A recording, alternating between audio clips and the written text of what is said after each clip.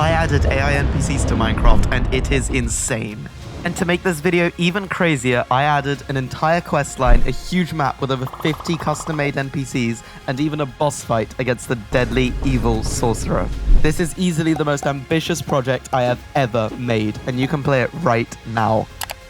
And for the AI NPCs, I will be using Inworld, a huge tool to create interactable AI characters in real time. Without further ado, let's get started with the coding.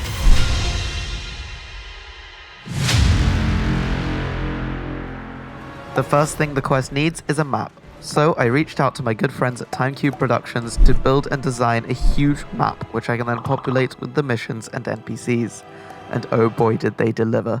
This map is amazing, featuring a starting camp, mountains, lakes, fjords, a village, forests, swamps, and even a huge boss arena. And it does not stop there, because I expanded the map's village with a shooting range, an apothecary, a blacksmith, and a cavernous, mysterious mineshaft. And after all of this, we have a stunning landscape through which the player will venture on their perilous journey. Their journey through the forest, the village, and the swamp, and to destroy the evil sorcerer who haunts the village.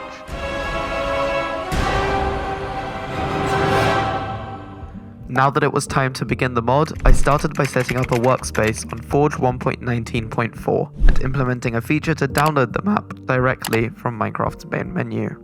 And after I was done with that, it was finally time to create the NPCs.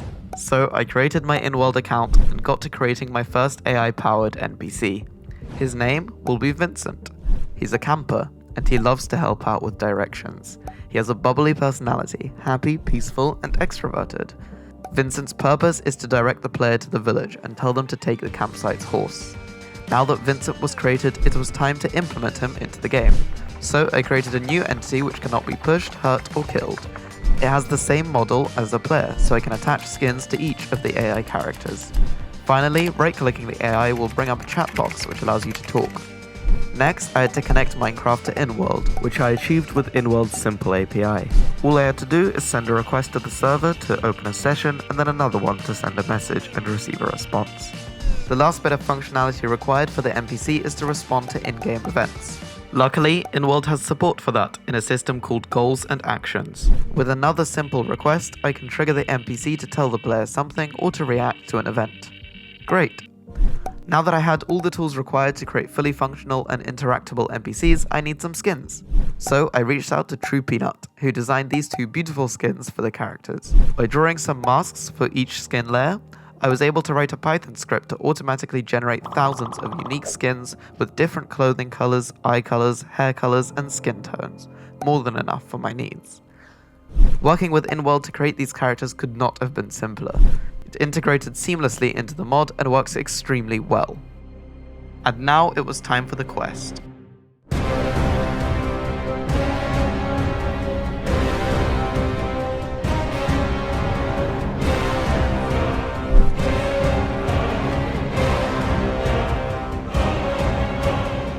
And using these NPCs, I was able to design a huge experience that demonstrates their capabilities. By creating an entire mission system with an objective overlay, checkpoints, and destination markers, I was able to create a quest the likes of which Minecraft has never seen.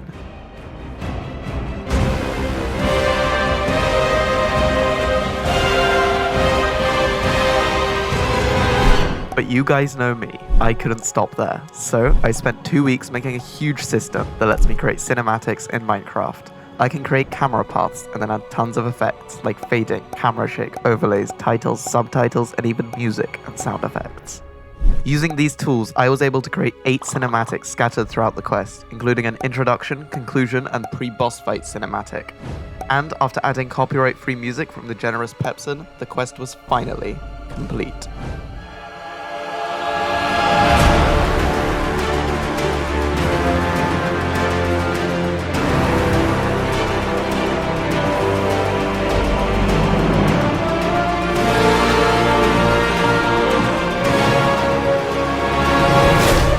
Of course, no quest is complete without an epic final boss fight. So I reached out to Peanut and Hamza, who designed the model and animations for the evil sorcerer, who the player will battle at the heart of the swamp. The sorcerer stands at the center of the boss arena and can perform 4 different attacks. The first 2 attacks summon these evoker fangs, which damage the player upon contact. However, the player can just jump over them to avoid the attack. The second spell launches the player into the air with tons of knockback, dealing full damage upon landing. To avoid this, simply stand further from the sorcerer, or crouch to take less damage.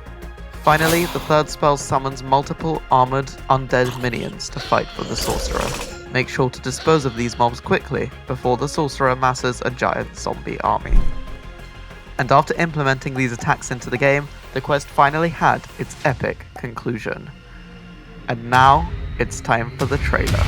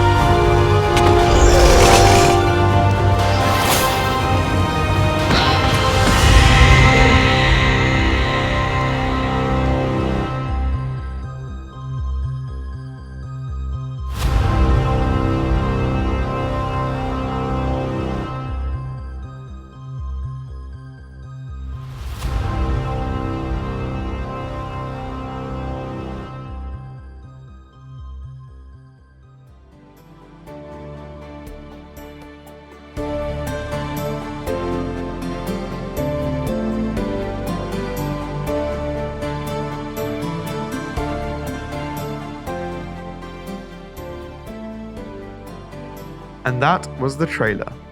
As mentioned, you can install the mod from Modrinth or CurseForge as part of a mod pack, linked in the description. Working with Inworld to create this project was a pleasure. Their AI system is extremely powerful and super simple to integrate.